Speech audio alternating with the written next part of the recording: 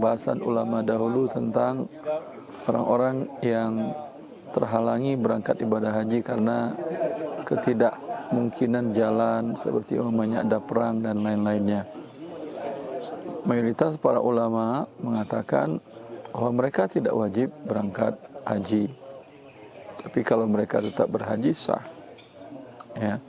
Maka disamakan dengan hal itu ada turunannya adalah tentang kuota haji atau visa haji tadi. Maka yang sudah dapat visa di tahun itu dan memiliki kemampuan tentunya, maka bagi dia wajib.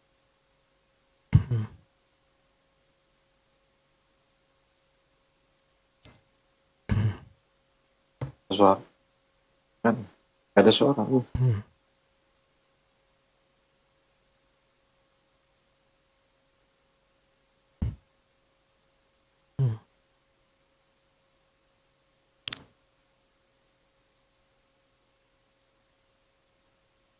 Bismillahirrahmanirrahim. Alhamdulillah wassalatu wassalamu ala Rasulillah wa ala alihi wa sahbihi wa man walah.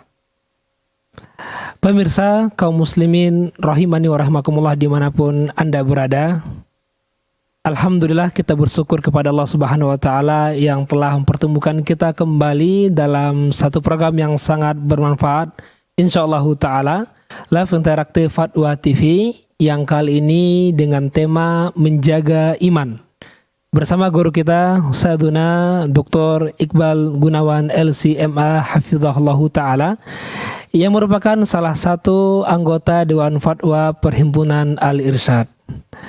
Kemudian tak lupa kita bermohonkan kepada Allah Subhanahu wa taala semoga salam dan salam tercampaikan kepada Nabi kita yang mulia, Rasul tercinta Nabi Muhammad sallallahu alaihi wasallam, juga kepada keluarga beliau, para sahabat beliau, serta seluruh umat beliau yang istiqamah di atas jalannya hingga akhir zaman. Allahumma shalli ala Muhammad wa ala ali Muhammad. Ikhwan fiddin, pemirsa kaum muslimin dimanapun Anda berada, alhamdulillah telah hadir bersama kita pemateri kita pada kesempatan kali ini, Ustadz Dr. Iqbal Gunawan LCMH Hafizahullah Ta'ala, live langsung dari kediaman beliau di Maros, Sulawesi Selatan. Kita coba sapa beliau terlebih dahulu. Assalamualaikum warahmatullahi wabarakatuh, Ustadzuna. Waalaikumsalam warahmatullahi wabarakatuh. Ahlan wa sahlan Ustadz, kaif halukum Ustadz? Ahlan. Marhaban Ustadz. Assalamualaikum taib Ustadz, semoga dalam keadaan baik Ustadz. Alhamdulillah. Gimana antum? Teman-teman di Jakarta? Alhamdulillah, alhamdulillah kita senang, kita sehat semua Ustadz, dan alhamdulillah kita bersyukur bisa kembali berjumpa walaupun jarak jauh Ustadz. Alhamdulillah. Baik Ustadzuna, barakallahu fikum, jazakumullah khairan atas waktunya untuk memberikan faedah ilmu kepada kita semua nantinya, dan tentunya menjawab pertanyaan dari pemirsa yang telah banyak masuk. Mungkin di awal ini Ustaz kita minta berupa nasihat untuk pembukaan kepada Ustaz. Falyatafadhal mashkura muwaffaqan. Assalamualaikum warahmatullahi wabarakatuh. Bismillah walhamdulillah, wassalatu wassalamu ala Rasulillah wa ala alihi wa sahbihi wa walah. Wala haula wala quwata illa billah. Allahumma alimna ma yanfa'una wa fa'na bima 'allamtana wa zidna ilma. Allahumma aslih lana sya'nana kullah wa la takilna ila anfusina tarfata 'ain. Allahumma inna nas'alukal huda was sadad. Kaum muslimin dan muslimat, pemirsa Fatwa TV dimanapun Anda berada, alhamdulillah di pagi hari menjelang siang ini Allah Azza wa Jalla masih melimpahkan karunia, nikmat, hidayah, inayah, taufiknya kepada kita semua, sehingga kita bisa melanjutkan kembali live interaktif kita setiap Rabu jam 10 pagi. Semoga Allah Azza wa Jalla senantiasa menjaga kita semua, dan yang terpenting menjaga keimanan kita semua. Karena judul atau tema kita menjaga iman ini adalah tema yang memang terus-menerus harus kita perhatikan. Karena Nabi Shallallahu Alaihi Wasallam bersabda, ya, bahwasanya di akhir zaman nanti yusbihul mu'minu kafiran, yusbihul mu'minu kafiran wa yumsi ya, jadi seorang Yusbihur rajulu mu'minan wa yumsi kafiran. Di pagi hari dia masih beriman, tapi di sorenya sudah kafir. Wa yumsi kafiran wa yusbihu mu'minan, atau sebaliknya. Jadi ya, iman itu mudah sekali berbolak-balik. Allah Azza wa Jalla memegang semua hati-hati manusia. Kata Nabi sallallahu alaihi wasallam, "Qulubu bani Adam baina usbu'ain min asabi'ir Rahman." Hati-hati anak Adam itu semuanya berada di antara dua jari jemari Allah Azza wa Jalla, yuqallibuha kaifa syaa. Allah membolak-balikkan hati tersebut sesuai kehendaknya. Bahkan ya, sumyal qalbu litaqallubihi, dinamakan hati itu hati karena sering berbolak-balik. Maka ya, kita terus ya wajib untuk menjaga keimanan kita, menjaga ibadah-ibadah wajib kita, menjaga zikir pagi, zikir petang, zikir-zikir yang lain, bangun tidur, sebelum tidur. Dan kita dianjurkan untuk selalu mengulang ayat kursi setelah salat 5 waktu, sebelum tidur, ya di malam hari, di pagi hari, di sore hari, ya, dan isinya semua tentang keimanan kita kepada Allah Azza wa Jalla, tauhid kita, penghambaan kita kepada Allah Azza wa Jalla, Allahu la, ikrar kita bahwasanya tidak ada ilah yang berhak disembah kecuali Allah Azza wa Jalla. Juga dianjurkan untuk membaca Qul ya ayyuhal kafirun, Al-Ikhlas, ya, di 2 rakaat sebelum fajar, 2 rakaat maghrib, ya, dan juga sebelum tidur. Jadi berulang-ulang kali kita dianjurkan untuk membaca ayat-ayat tentang tauhid, tentang keikhlasan, tentang berlepas diri dari orang-orang kafir dan yang mereka sembah selain Allah Azza wa Jalla. Maka dari sini kita mengetahui bahwasanya iman ini memang adalah sesuatu yang paling penting untuk selalu dijaga, ya, lebih daripada menjaga harta, menjaga rumah, menjaga anak-anak, ya. Dan yang paling penting dijaga dari keluarga kita adalah keimanan mereka, ya. Keimanan istri, keimanan anak-anak, keimanan keluarga. Nah, tugas utama seorang kepala rumah tangga, ya ayyuhalladzina amanu qu anfusakum wa ahlikum nar. Jaga diri kalian dan keluarga kalian dari api neraka. Ya, tentunya banyak kewajiban-kewajiban yang lain, tapi yang paling penting adalah bagaimana kita bisa menjaga iman kita sehingga ketika ajal menjemput, ya, kita dalam kondisi beriman kepada Allah Azza wa Jalla. Semoga Allah Azza wa Jalla senantiasa menjaga iman kita semua, dan ya, kajian kita atau live interaktif kita senantiasa diberkahi oleh Allah Azza wa Jalla. Barakallahu fikum. Wafikum barakallah, jazakumullah khairan atas nasihat yang sangat berharga, yang sangat bermanfaat untuk kita semua, agar terus tentunya kita selaku orang beriman terus menjaga iman kita saja, terus menambah dan menjaga, karena tadi disampaikan beliau iman kita itu bertambah dan berkurang tentunya. Makanya mudah-mudahan dengan adanya program ini bisa menambah keimanan kita dengan kita bertanya, mendengarkan faedah dari beliau Fizallahu ta'ala. Baik pemirsa kaum muslimin dimanapun Anda berada, bagi yang bertanya langsung bisa di 0821 7000 6087 atau juga bisa dihubungi di nomor 021 212 32333. Baik Ustaz, izin mungkin kita akan bacakan pertanyaan yang sudah masuk melalui website Dewan Fatwa.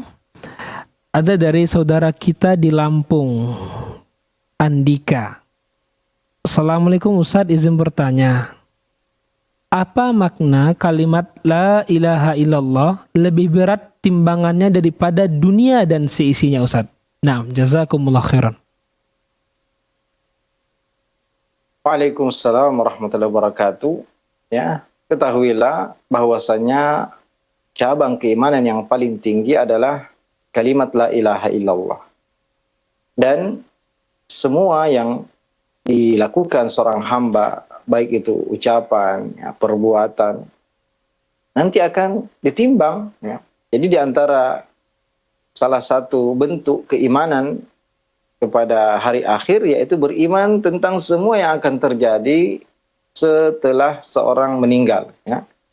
Bahkan iman kepada hari akhir termasuk juga iman kepada tanda-tanda kiamat, ya. Kemudian tentang alam kubur, alam barzakh, nikmat kubur, adab kubur, kesempitan kubur, kemudian hari kebangkitan dalam keadaan telanjang, ya, tidak pakai baju, tidak pakai sendal, belum dihitan. Dan akan ada proses-proses, ya, hisab, pembagian catatan amal, dan salah satunya adalah timbangan amal. Dan semua akan ditimbang, ya. Ucapan la ilaha illallah, subhanallah, alhamdulillah, kata Nabi sallam, tamla'ul mizan, subhanallah walhamdulillah tamla'ani, atau tamla'u ma bainas sama'i wal ard. Makanya ucapan-ucapan ini, ya, subhanallah bihamdi, subhanallahil azim, ya, ringan timbangannya, tapi ringan diucapkan, tapi berat timbangannya, ya. Kalimatani khafifatani fil lisan, habibatani lirrahman, sakilatani fil mizan. Ya.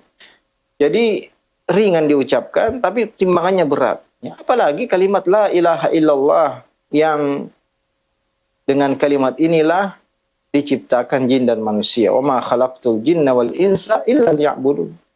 Tidaklah aku ciptakan jin dan manusia kecuali untuk agar mereka beribadah kepada aku. Karena la ilaha illallah artinya la ma'buda bihaqqin illallah. Diutusnya seluruh nabi dan rasul, tujuan utamanya agar mereka menyerukan manusia alla ya'budu illallah, agar mereka tidak beribadah, tidak menghambakan diri, tidak berdoa kecuali kepada Allah, tidak bertawakal, tidak menggantungkan harapan kecuali kepada Allah Azza wa Jalla, dan wajtanibut tagut, menjauhi semua yang disembah selain Allah, ya. Jadi makna la ilaha illallah adalah an-nafi wal isbat, ya, menafikan semua hak peribadatan dari semua selain Allah, dan illallah menisbatkan, menetapkan hanya kepada Allah Azza wa Jalla. Ya, jadi karena kalimat ini diciptakan surga dan neraka, diciptakan langit dan bumi, diutus para rasul, diturunkan kitab-kitab, yang intinya semuanya adalah agar manusia memurnikan ibadahnya hanya kepada Allah Azza wa Jalla. Maka orang yang mengucapkan la ilaha illallah dengan ikhlas, ya, bukan riya, bukan nifak, ya, benar-benar karena mengharap pahala dari Allah, ya, jujur ketika mengucapkannya, ya, tidak berdusta, dan mencintai kalimat ini dan konsisten di atas kalimat ini, ya. Innalladzina qalu rabbunallah tsumma istaqamu tatanazzalu alaihim malaika, ya. Sebagian ulama kita mentafsirkan ini ketika seorang meninggal, dia mengatakan Allah Tuhanku, ya, dia mengatakan la ilaha illallah, karena la ilaha illallah kunci surga, dan kewajiban pertama ketika seorang masuk Islam adalah mengucapkan la ilaha illallah.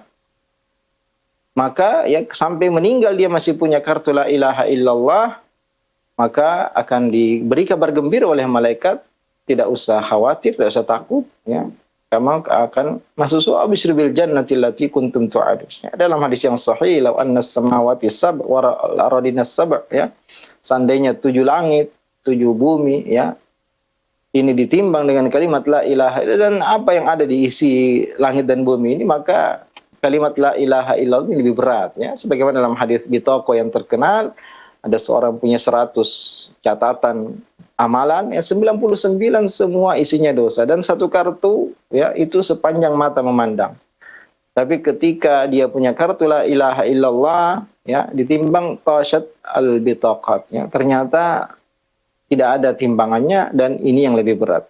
Dan tidak akan kekal di neraka. Semua yang masih punya la ilaha illallah pasti akan dikeluarkan dari neraka. Maka nikmat kita dikaruniakan la ilaha illallah, ini nikmat yang paling besar, ya.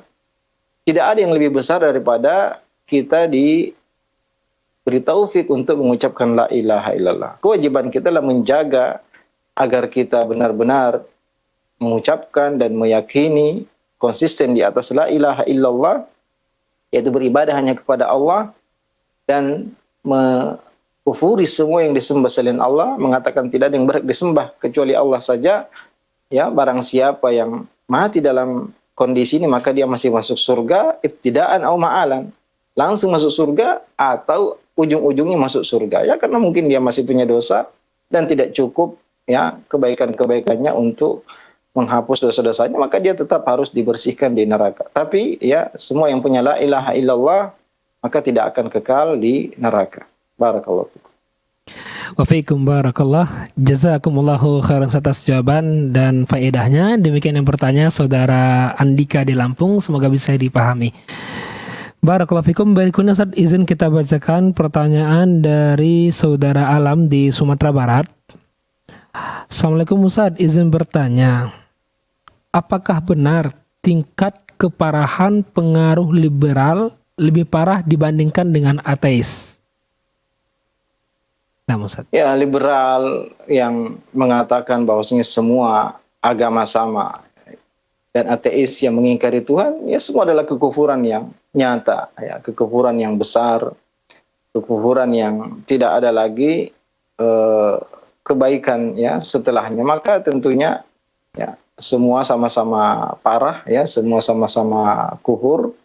Dan sebenarnya ya yang mengatakan tidak percaya Tuhan ini bertentangan dengan fitrah. Tidak banyak ya manusia yang benar-benar mengingkari adanya Tuhan. Ya. Adapun liberal yang mereka mengatakan semua agama sama, ya semua beribadah kepada Tuhan yang satu, padahal masing-masing ya mereka bahkan agama-agama selain Islam mereka mengakui ratusan ribuan Tuhan yang mereka sembah. Ya. Maka tentunya ini bertentangan dengan akal sehat, bertentangan dengan fitrah, ya. Yang mana yang lebih parah, yang lebih berat, ya intinya kalau ya sudah kufur itu sudah tidak ada lagi dosa yang lebih berat daripada kekufuran. Maka semoga Allah Azza wa Jalla menjauhkan kita dari segala bentuk kekufuran. Barakallahu fiik. Wa fiikum barakallah wa jazakumullahu khairan atas jawaban dan faedahnya. Demikian yang bertanya saudara Alam di Sumatera Barat, semoga bisa dipahami. Berikutnya ada yang masuk Ustaz dari Sumatera Barat juga, Ibu Yanti. Assalamualaikum Ustaz, ahsanallahu. Mau bertanya Ustaz tentang Quran surah Al-Munafikun ayat 10 tentang keinginan orang yang telah meninggal meminta kepada Allah untuk diberikan penundaan waktu sesaat untuk bersedekah. Nah, bagaimana penafsiran terkandung dalam ayat ini Ustaz? Jazakumullahu khairan. Iya, semua yang meninggal dunia, maka mereka semua akan menyesal. Ya, bahkan orang yang berbuat baik pun ingin menambah kebaikannya, apalagi orang yang memang ya mendapatkan keburukan. Makanya seandainya diperintahkan kepada orang yang meninggal saat ini untuk bangkit mengucapkan astagfirullah saja, alhamdulillah saja, salat 1 rakaat saja, ya pasti mereka mau. Sehingga ya semua yang meninggal dunia akan menyesal, yang baik menyesal karena tidak memperbanyak kebaikan, dan yang berbuat buruk menyesal karena dahulu melakukan keburukan.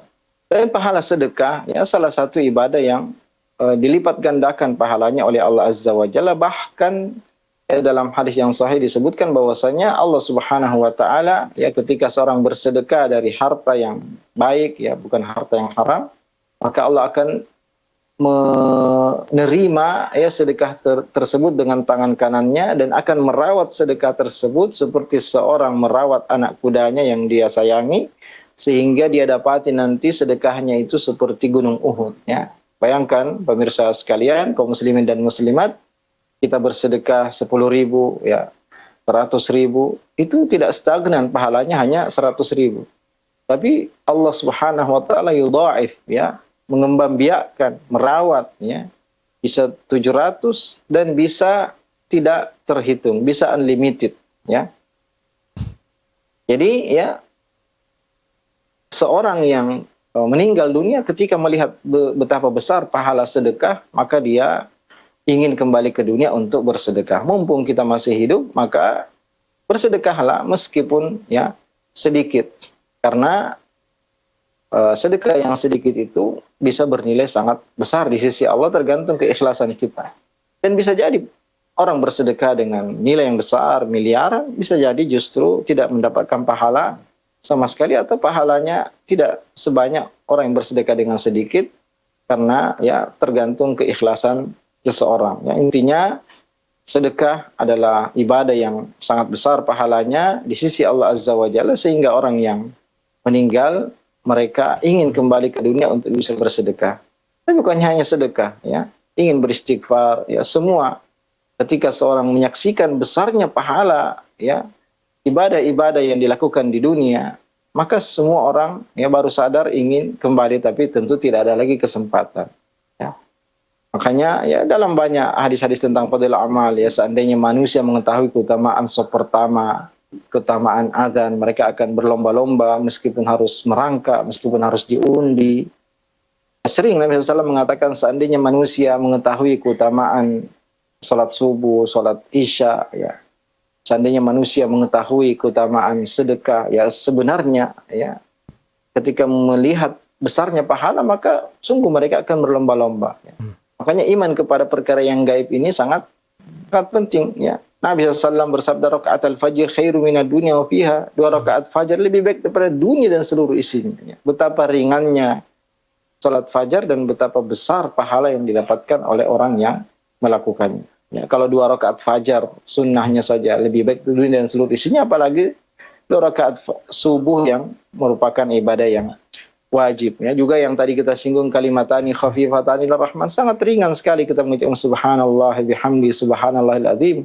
Ternyata ketika ditimbang pada hari kiamat, ternyata timbangannya sangat besar dan sangat berat. Ya, seorang mungkin ya menyangka bahwasanya bersedekah ya 10.000 itu sangat ringan, 100.000. Ternyata ketika di akhirat dia lihat pahalanya, kalau dia ikhlas, ternyata pahalanya sangat besar. Maka setiap orang ingin kembali ke dunia untuk bisa bersedekah. Ya, mumpung masih hidup, perbanyak sedekah dan bersedekah sesuai kemampuan. Dan sedekah yang terbaik adalah kepada keluarga dan kemudian orang lain. Barakallahu. Wa fiikum barakallahu wa jazakumullahu khairan atas jawaban dan faedahnya. Demikian yang bertanya, semoga bisa dipahami.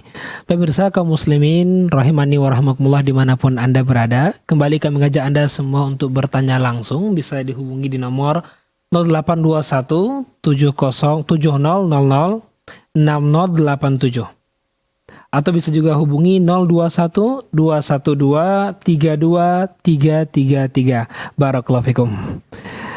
Kita lanjutkan, Ustaz. Pertanyaan telah masuk. Ini dari Ibu Ummu Syahirah di Lahat, Sumatera Selatan. Ahsanallahu ilaikum Ustadzuna. Izin bertanya Ustadz, mengapa Nabi SAW berdakwah tauhid tanpa membedakan perbedaan sesembahan mereka? Dan apa perbedaan antara orang yang menyembah malaikat dengan orang yang menyembah Dzatu Anwat dan bebatuan, Ustadz? Nah, jazakumullah khairan. Nabi Shallallahu Alaihi Wasallam selama 13 tahun di Mekah hanya fokus mengajak manusia untuk mengatakan la ilaha illallah. Tidak ada ilah yang berhak disembah kecuali Allah Azza wa Jalla. Dan ya tidak ada selain Allah Azza wa Jalla yang berhak disembah. Baik itu di malaikat, baik itu nabi, wali, ya, batu dan lain sebagainya, semuanya sama saja. Mereka semua adalah makhluk Allah Azza wa Jalla. Mereka tidak punya hak rububiyah sama sekali, ya.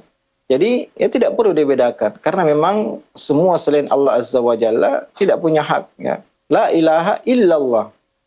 Jadi tidak ada yang berhak disembah apapun dia. Makanya sering diulang-ulang oleh para ulama kita, la malakun muqarrab wala nabiyyun mursal, ya, wala hajar wala, yang ini yang banyak terjadi, ya. Ini yang banyak dilakukan oleh manusia. Ada yang menyembah malaikat, ada yang menyembah batu, ada yang menyembah pohon, ada yang menyembah nabi, ya, kuburan nabi dan lain sebagainya. Ada yang menyembah wali, berdoa kepada wali yang sudah meninggal, yang meminta sesuatu yang tidak bisa, tentunya dilakukan oleh selain Allah Azza wa Jalla, dan mereka tidak mendengar, seandainya mendengar pun mereka tidak bisa menjawab. Maka selama ya yang disembah selain Allah, maka tempatnya di neraka jika dia meninggal dalam kondisi tersebut. Innallaha la yaghfiru ayyushraka bihi wa yaghfiru ma duna dzalika liman yasha. Jadi bukan berarti kalau menyembah malaikat lebih ringan dosanya daripada menyembah batu, ya, yang memang benda mati, ya. Sama saja, karena ya yang namanya syirik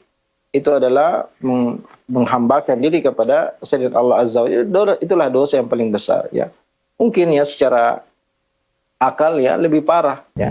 Tapi intinya jika yang disembah, yang diibadahi selain Allah Azza wa Jalla, maka tentunya sama saja akan kekal di neraka, meskipun yang disembah adalah malaikat yang paling dekat dengan Allah Azza wa Jalla, yaitu malaikat Jibril, ya. Karena tidak ada dari malaikat yang mereka mengaku berhak disembah, ya. Para rasul juga tidak ada yang mengatakan sembah saya. semuanya ya mengajak manusia untuk wa'budullah ma lakum min ilahin ghairuh. Bahkan para malaikat apabila Allah Subhanahu wa taala berbicara, mereka semua pingsan karena takut dengan Allah Azza wa Jalla. Maka ya semua yang disembah selain Allah itu ya tentu berbeda-beda tingkatnya. Malaikat tentu lebih mulia daripada ya makhluk-makhluk yang lain. Kemudian para rasul lebih mulia daripada manusia selain nabi dan rasul. Tapi ya beribadah kepada mereka semua dihukumnya sebagai syirik akbar, dan pelakunya ya jika mati tidak bertaubat maka akan kekal di neraka. Ya, intinya semua harus menyembah kepada Allah Azza wa Jalla, bukan berproses dulu ya. Kalau tidak menyembah batu ya minimal menyembah malaikat, kemudian baru menyembah Allah ya. Ini tidak benar ya. Jadi tidak akan sah keimanan seorang sampai dia mengatakan la ilaha illallah. Dan inilah fokus ya para nabi ya yang diutus oleh Allah Azza wa Jalla. Mereka semua mengajak manusia untuk tidak beribadah kecuali hanya kepada Allah Azza wa Jalla. Barakallahu. Wa fiikum barakallah wa jazakumullahu khairan atas jawaban dan faedahnya. Demikian yang bertanya, semoga bisa dipahami. Baik Ustadz, barakallahu fikum. Berikutnya ada pertanyaan dari Saudara Hanif di Banten. Assalamualaikum Ustadz. Afwan mau bertanya Ustadz, bagaimana caranya kita apabila mengerjakan suatu amal dan ibadah, kita dapat memunculkan rasa takut, khawatir, dan berharap ibadah kita tidak diterima, atau semakin banyak melakukan amal soleh, semakin takut tidak diterima? Nah Ustaz. Ya, memang seorang muslim dituntut untuk demikian ya. Jadi khawatir. Makanya Allah Subhanahu wa taala memuji orang-orang yang mereka beribadah kepada Allah Azza wa Jalla tapi takut. Ya, walladzina yu'tuna ma atau wa qulubuhum wajilah. Dan orang-orang yang melakukan apa yang mereka lakukan dan hati mereka merasa takut. Ya, kata Aisyah radhiyallahu taala anha, apakah yang dimaksud dalam ayat tersebut adalah orang yang melakukan dosa besar, ya, meninggalkan sholat atau mencuri atau berzina? Nabi SAW mengatakan, la ya binat as-siddiq, ya, bukan wahai putri Abu Bakar as-Siddiq, tapi mereka adalah orang-orang yang yusallun wa yasumun wa yatasaddaqun wa yakhafu alla tuqbala minhum. Mereka orang-orang yang berpuasa, sholat, bersedekah, tapi mereka khawatir tidak diterima. Jadi orang beriman itu mempunyai rasa khawatir, ya, bukan rasa ujub bangga dengan amalannya, tapi juga harus disertai roja, ya, yaitu harapan. Ya, ketika seorang sudah melaksanakan ibadah, merasa atau berusaha maksimal ikhlas beribadah sesuai dengan tuntunan Nabi Shallallahu Alaihi Wasallam, karena dua syarat diterima ibadah adalah dua perkara ini, ikhlas ya sesuai dengan sunnah Nabi, maka tentu punya harapan bahwasanya amalnya diterima oleh Allah Azza wa Jalla. Tapi juga ada rasa khauf, ya, rasa khawatir, ya, jangan sampai ibadahnya tidak diterima. Inilah kondisi para sahabat dahulu. Mereka sangat khawatir, ya. Bahkan sekelas Umar bin Khattab pun sangat khawatir tentang amalannya. Padahal Nabi sudah mengatakan, Umar di surga, Abu Bakar di surga, ya, Uthman, Ali, Sa'ad, Sa'id, Abu Ubaidah, Abdurrahman bin Auf, semua di surga. Talha, Zubair, disebutkan namanya tapi masih khawatir, ya. Karena Umar khawatir jangan-jangan ada syarat yang tidak terpenuhi. Apalagi kita, ya, yang hidup di akhir zaman, yang, ya, iman kita lemah, ibadah kita lemah, maka tentu lebih perlu lagi untuk khawatir, ya, dan berusaha terus, ya.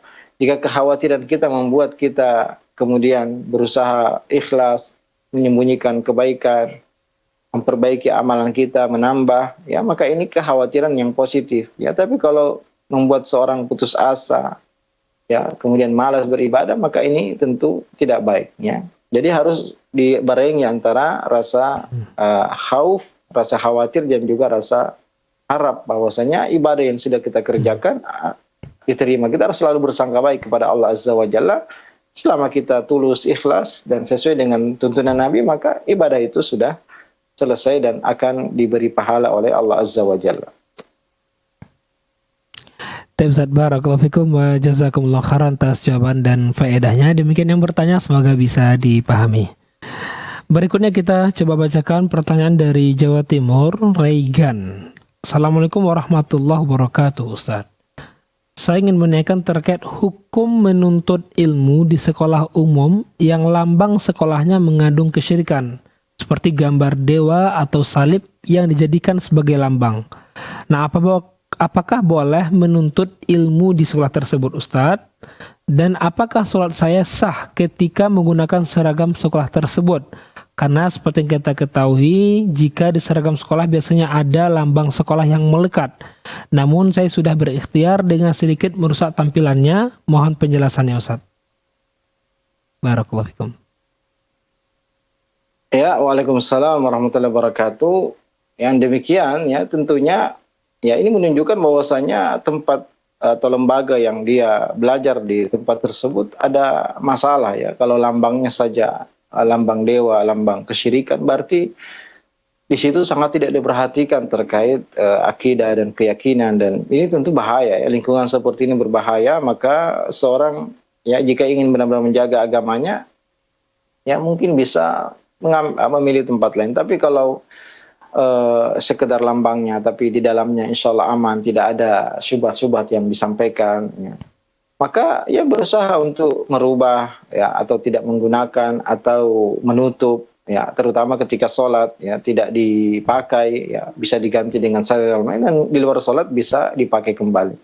Intinya ya berusaha menghindari ya keburukan sebisa mungkin, dan fattaqullaha mastata'tum. Allah Ta'ala berfirman, bertakwalah kepada Allah semampu kalian. Jadi dalam ya, ketika sholat bisa dilepas, bisa diganti, dan itu sangat mudah sekali. Kemudian ketika di luar sholat, kalau itu harus dikenakan, ya maka dikenakan, dan seandainya bisa dirubah, ya maka berusaha dirubah, ditutupi, sehingga tidak nampak di situ lambang kesyirikan, atau bahkan ya pindah, tidak melanjutkan untuk bersekolah di tempat tersebut. Ya, tentu masing-masing bisa melihat ya mana maslahat dan mudarat yang bisa dia tempuh. Barakallahu fikum. Wa fiikum barakallah wa jazakumullah khairan Ustadzuna atas jawaban dan penjelasannya. Demikian yang bertanya, semoga bisa dipahami. Berikutnya pertanyaan dari Wahono Indarsih di Sumatera Selatan. Assalamualaikum Ustadz, izin bertanya. Ana pernah ditanya dengan saudara Ana tentang sholat asar di akhir waktu karena sibuk bekerja dan saat itu tidak bawa jam dan matahari tidak kelihatan atau mendung. Lalu dia sholat, nah baru sholat dapat 2 rakaat, terdengar azan maghrib. Nah sebaiknya sholatnya dibatalkan atau diselesaikan, Ustadz? Nah, tafadhol Ustadz. Ya, kalau memang belum sholat, maka tentunya jangankan sudah azan maghrib. Ya setelah selesai azan pun, kalau memang dia belum melakukannya karena lupa, karena ya man nasiya salat, man nama an salatin aw nasiha falyusalliha idza dzakaraha la kafarata lahu illa dzalik. Siapa yang ketiduran dari sholat atau lupa ya, kemudian baru ingat ya, baru jam berapa baru ingat, maka dia segera melakukan itu, tidak ada kafaranya selain hal tersebut.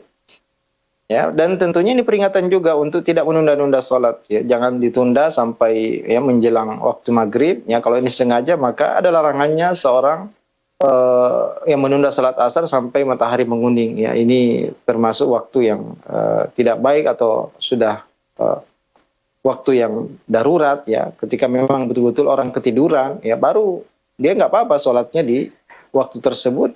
Ya, seperti kasus ini, ya dia tidak sadar. Ternyata sudah sangat menjelang maghrib, dan tentunya ya meskipun sudah asar maka dilanjutkan, karena ya memang seharusnya dia kalau lupa, kalau ketiduran maka mengqadha sholatnya kapanpun dia ingat dan kapan dia bangun. Ya kemudian setelahnya dia sholat maghrib. Ya, jadi tetap harus dikerjakan karena ini sholat wajib. Ya, dan berarti kalau sudah lihat waktunya maka sudah gugur, tidak ya. Tadi hadisnya jelas, siapa yang melupakan sholat atau ketiduran maka kapan dia bangun, kapan dia ingat, segera mengqadha'nya. Barakallahu fikum. Wa fiikum barakallah wa jazakumullahu khairan sadana atas jawaban dan penjelasannya. Semoga bisa dipahami oleh yang bertanya. Barakallahu fikum. Berikutnya pertanyaan dari Ummu Yodi di Pekanbaru sepertinya ini. Assalamualaikum warahmatullahi wabarakatuh. Ustaz, izin titip pertanyaan Ustaz. Bagaimana hukumnya memasukkan anak ke tempat les atau tempat belajar, misalnya ilmu dunia, ilmu umum yang dibutuhkan untuk urusan dunia, yang mana dalam proses pembelajaran ilmu tersebut belum sesuai ajaran Quran dan Sunnah. Yang kedua, semisal tempat les tersebut, metode kurikulum mereka atau yang bagus tempat lesnya masih ada, sesekali musik dan nyanyian. Nah, bagaimana hukumnya, Ustadz? Ya, Muhammad bin Sirin yang mengatakan inna hadal ilma din fandur amman ta'khudhu dinak. Sungguhnya ilmu ini agama, maka perhatikan dari mana kalian mengambil agama kalian. Kalau yang dimaksud di situ adalah ilmu agama, ya, les ilmu agama, ilmu akidah, atau tafsir atau fikih, ya, maka tentunya kita harus benar-benar selektif untuk memilih guru, memilih ustadz, ya. Kita tidak boleh berspekulasi, bermain-main, ya, meremehkan agama ini. Ya, tapi kalau itu ilmu umum, ilmu dunia, ilmu matematika, ilmu fisika, kimia, biologi dan lain sebagainya, maka jika kita tidak mendapatkan, ya, tempat yang aman, ya, maka tentunya, dan itu sangat kita butuhkan, ya, kalau tidak bisa gagal kita ujiannya, bisa tidak tamat, ya, maka ya tentunya dihindari, ya, mudarat sebisa mungkin. Yang pertama dicari dulu tempat yang lebih selamat, dan kalau tidak ditemukan, maka ya berusaha menasihati mungkin, ya, menyampaikan bahwasanya ya dengan cara yang baik, tentunya dengan cara yang hikmah.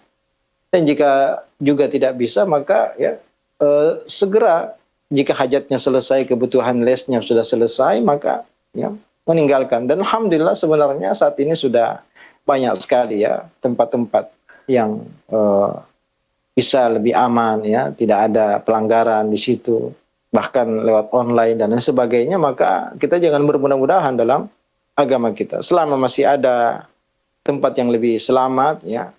Karena kita belajar ini, apalagi kalau ilmu agama, kalau ilmu umum mungkin lebih ringan, ya. Tapi selama di situ ada pelanggaran, ada musik dan lain sebagainya, maka kita ya bisa mencari tempat yang lebih aman.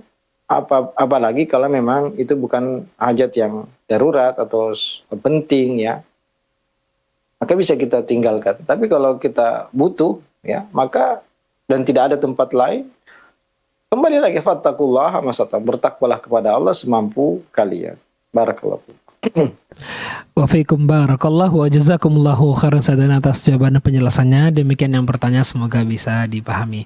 Pemirsa Faro TV rahimani wa rahmakumullah dimanapun Anda berada, masih ada waktu dan kesempatan untuk bertanya langsung di 0821 7000 6087 atau juga bisa dihubungi di 021 212 32333. Barakallahu fikum. Kita lanjutkan pertanyaan telah masuk dari Ibu Iis di Bandung, Ustadz. Ustadz izin bertanya, dalam sholat sunnah fajar, ketika sujud itu harus membaca doa apa, Ustadz? Karena ada yang mengatakan ada doa khusus. Nah, Ustadz. Waalaikumsalam warahmatullahi wabarakatuh. Semua, ya, sholat itu doa sujudnya sama, ya. Subhana rabbiyal a'la, ya, dan doa-doa yang lain, subuhun qudusun rabbul malaikati warruh, subhanakallahumma bihamdika allahumma gfirli, ya. Jadi sama semua, baik itu sholat subuh, sholat duhur, asar, maghrib, isya, sholat sunnah, sholat witir, bahkan bahkan dua sujud sahwi pun sama, ya, subhana rabbil a'la. Jadi yang saya ketahui bahwasanya doa-doa di sujud itu sama, ya, di sholat wajib maupun sholat sunnah, dan juga dianjurkan ketika kita sujud untuk memperbanyak doa yang lainnya, terutama jika doa itu bersumber dari Al-Quran As-Sunnah. Aqrabu ma yakunul abdu bi rabbihi wa huwa sajid, paling dekatnya seorang hamba dengan Allah Azza wa Jalla ketika dia sujud. Fa'aktsiru fihi minad du'a, ya, terutama kalau sholat sunat, sholat sendiri kita bisa berpanjang, ya, bisa berdoa apa saja di waktu sujud. Kalau kita makmum atau imam, maka kita tidak boleh memperberat makmum, ya, dengan terlalu lama sujud, atau makmum yang ketika imamnya sudah bangkit dia masih berdoa, ini tidak dibenarkan, ya. Tapi ketika sholat sendiri, maka, ya, ganti-ganti doa sujud yang tertera dari Nabi SAW, ulang-ulangi, kemudian tambahkan dengan permintaan-permintaan kebaikan dunia dan akhirat. Rabbana atina fid dunya hasanah fil akhirati hasanah wa qina adzabannar. Bighfirli wali walidayya warhamhuma kama rabbayana, rabbana hab lana min azwajina. Semua doa dari Al-Qur'an, dari hadis Nabi sallallahu ini sangat bagus dibaca ketika kita sujud setelah membaca doa-doa yang tertera dari Nabi SAW yang sahih, ya, seperti yang kita sebutkan contoh-contohnya tadi. Barakallahu fikum. Wa fiikum barakallah, jazakumullahu khairan atas jawaban penjelasannya. Demikian yang bertanya, semoga bisa dipahami. Berikutnya pertanyaan dari Ismail Hasan di Jakarta. Assalamualaikum warahmatullahi wabarakatuh, Ustadz. Bagaimana kita sebaiknya sholat berjamaah dengan khusyuk? Soalnya saya pribadi lebih khusyuk kalau sendirian, Ustadz. Nah, tafadhol, Ustadz. Ya, ini bisa jadi godaan syaitan, ya. Apalagi yang bertanya laki-laki, ya. Laki-laki, ya, pendapat yang lebih kuat adalah wajib untuk salat berjamaah kecuali ada udzur, ya. Bahkan Nabi SAW tidak mengizinkan seorang yang buta untuk tidak salat berjamaah selama dia masih mendengarkan azan, ya. Begitu pentingnya salat berjamaah ini. Nabi SAW juga pernah ingin membakar rumah orang-orang yang tidak hadir salat jamaah, ya. Jadi bisa jadi ini gangguan syaitan, bisa jadi juga memang kondisi masjid yang dia tempat salat berjamaah, mungkin imamnya, ya, bacaannya tidak benar, terlalu tergesa-gesa, dan ini banyak kita dapati, ya, di masjid-masjid di negeri kita ini, ya, kita belum selesai membaca doa sujud atau baru sekali atau bukan belum selesai, atau doa ruku atau doa di antara dua sujud, ya. Tapi kemudian dia sudah langsung, ya, bangkit lagi, ya, takbir lagi, ya, mungkin ini alasannya. Kalau ini alasannya, maka tentu berusaha untuk menasehati imamnya atau pengurus masjidnya untuk menyampaikan kepada imam lebih khusyuk, lebih lama, ya, salatnya. Ya, bukan berarti dengan kemudian salat sendiri di rumah, karena sangat jauh pahalanya antara salat sendiri di rumah dengan salat di masjid, ya. Ya, dengan 27 derajatnya. Salatu rajul fil jamaah afdal min salatil fardi bi 27 darajah, kata Nabi sallallahu. Salatnya seorang berjamaah itu lebih besar, dilipat gandakan 27 kali lipat dibandingkan salat sendirian. Maka betapa banyak, ya, pahala yang kita sia-siakan, bahkan, ya, bisa mendapatkan dosa, ya, menurut pendapat yang lebih kuat jika seorang laki-laki sengaja tanpa udzur tidak salat berjamaah di masjid. Maka ini bisa jadi hanya gangguan setan, ya. Terus berusaha untuk, ya, mulai datang ke masjid bersegera, kalau bisa sebelum adzan atau ketika adzan berkumandang, kemudian dilanjutkan dengan sholat sunat, ya, kemudian baru ikut sholat berjamaah. Tapi kalau masalahnya memang tadi adalah karena imamnya, ya, terlalu cepat atau bacanya salah, maka ini perlu diperbaiki, ya, beri nasihat, ya, bukan dengan tetap sholat sendiri atau mencari masjid lain yang mungkin, ya, lebih baik dari sisi, ya, bacaan dan panjang waktu sujud dan ruku dan lain sebagainya. Barakallahu fikum. Waalaikumsalam barakallah wa jazakumullahu khairan atas jawaban penjelasannya. Demikian yang bertanya, semoga bisa dipahami. Barakallahu fikum. Berikutnya, Ustadz, pertanyaan dari Ibnu Valenzo di Jawa Timur. Ustadzuna barakallahu fikum wa ahsanallahu ilaikum. Bagaimana hukum campur tangan seorang dukun dalam laga sepak bola, Ustadz?